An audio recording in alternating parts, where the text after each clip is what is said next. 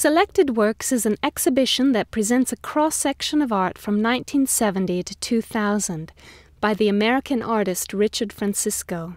The exhibition includes works from almost 40 years of his artistic practice, and although there is great variation, it is not difficult to recognize Francisco's own personal expression throughout all the works.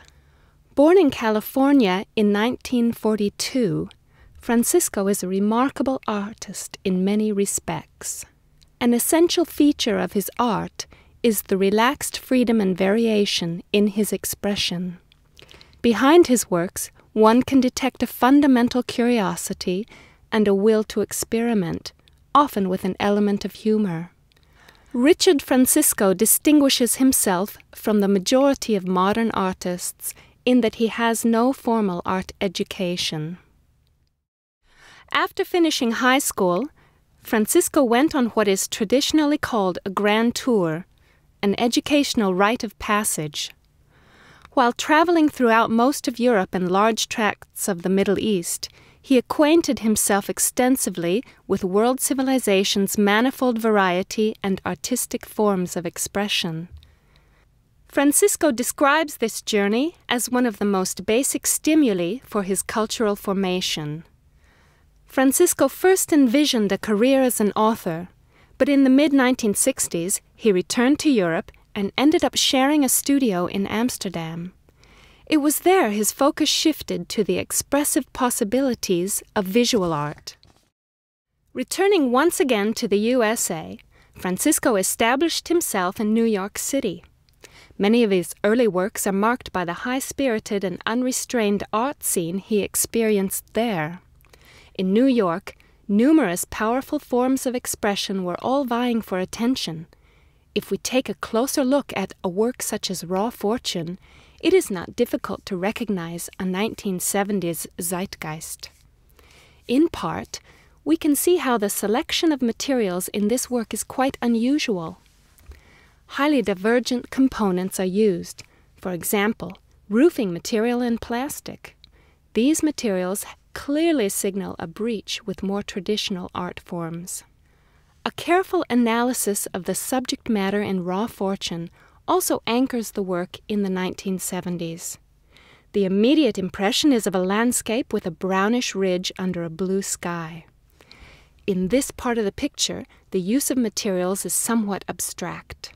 The foreground, however, which must be seen as a pictorial plane stretching towards the distant ridge, has a different character. Here the constituting parts shift from being fragments to independent found objects, namely ammunition cartridges. It is therefore not unreasonable to see the picture as a landscape, where the ground is covered with cartridge cases, and, inasmuch as Francisco made this picture during the Vietnam War, it is almost impossible not to see it as a landscape punctuated by the horrors of war. Not all the impulses Richard Francisco received from the early 70s art scene are as concrete and tied to that specific era as those we have mentioned thus far. Francisco has also been influenced by more enduring artistic impulses. Three of these are Constructivism, Minimalism, and Conceptualism. With a work like the one entitled California Dreaming, it can be difficult to decide whether we are looking at a painting or a sculpture. Usually we think of a painting as two-dimensional, a painted surface, whereas we associate sculpture with three-dimensionality. California Dreaming consists of 3 layers of carved balsa wood. These layers interact so as to create a complex pattern, which is emphasized through the colorization that divides the picture into different zones and shades. This work is a sculpture inasmuch as it has a 3-dimensional construction, concrete spatiality and depth. On the other hand, it is only 7.5 centimeters deep and has the traditional format of a painting. Furthermore, it hangs on the wall and is only viewable from the front, just as with traditional paintings. We can find this same ambiguity in many of Francisco's artworks. Francisco works in a field of tension between sculpture and painting, and combines independent elements in order to create a different kind of pictorial plane. This places him in the so-called Constructivist tradition, which stretches all the way back to the early 20th century, to Russian Constructivism.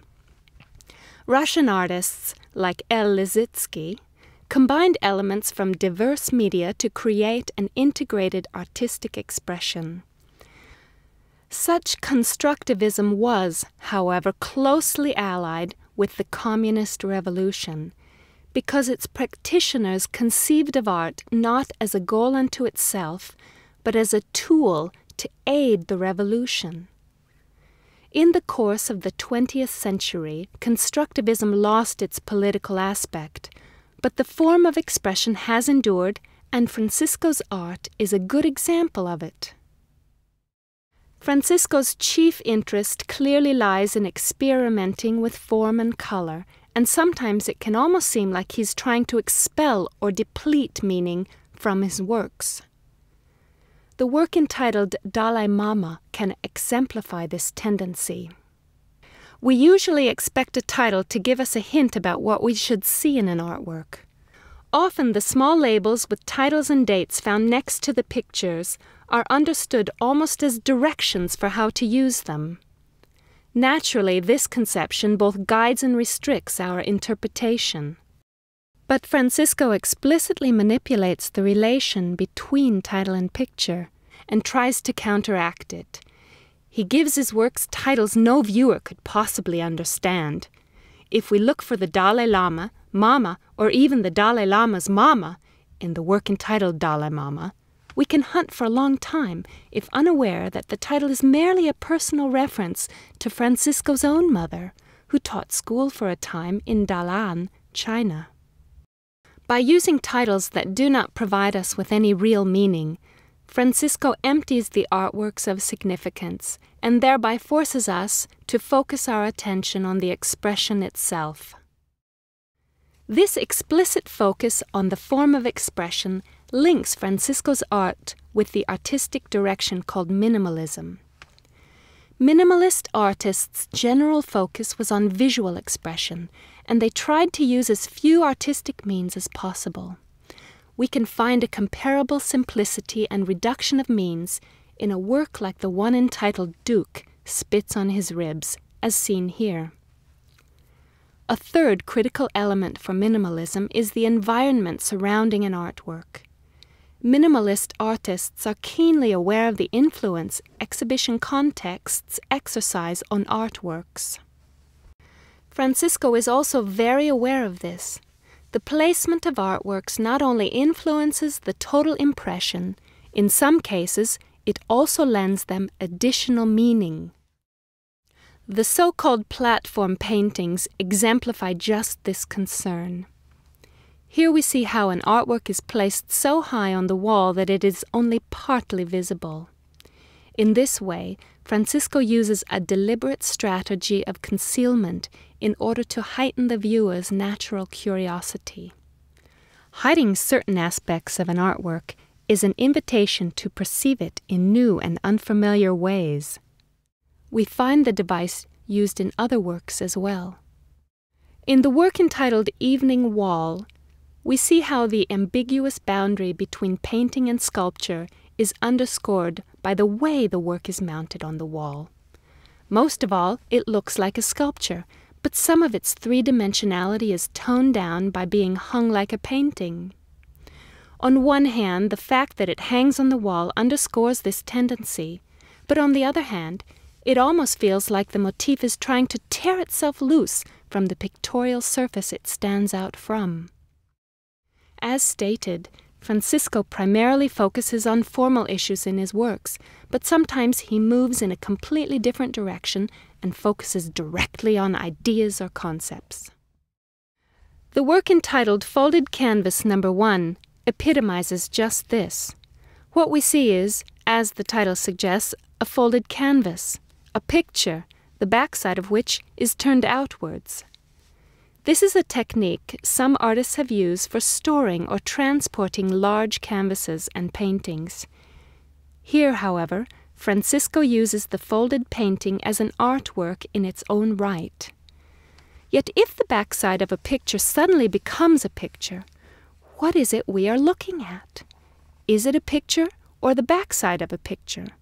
Or perhaps a picture of a picture? In a work like this, it is not the formal aspects that are primarily in focus, but the idea. Artworks of this kind reveal similarities with the expressive forms of so-called conceptual art. Conceptual art can be described as an attempt to liberate the artistic idea from traditional forms of artistic expression. The artist tries to cultivate the idea without concerning himself with the work's aesthetic qualities. Francisco is certainly not indifferent to appearance, but in a number of his works, one can see how the concept, or idea, is distinguished from aesthetic properties and becomes the center of interest. And it is precisely here we can trace a similarity to conceptual art's expressive forms. It is possible to draw parallels between Francisco's art and a range of other contemporary artistic expressions. It is difficult, however, to link Francisco unequivocally to any of these isms. Characteristic for Francisco is that he follows his own interests rather than the rules of any specific school of art. The fact that he is not aligned with a specific form of expression through a formal artistic education has given him a great degree of artistic freedom, which reflects itself in his breadth of expression. We sincerely hope that you enjoy the exhibition.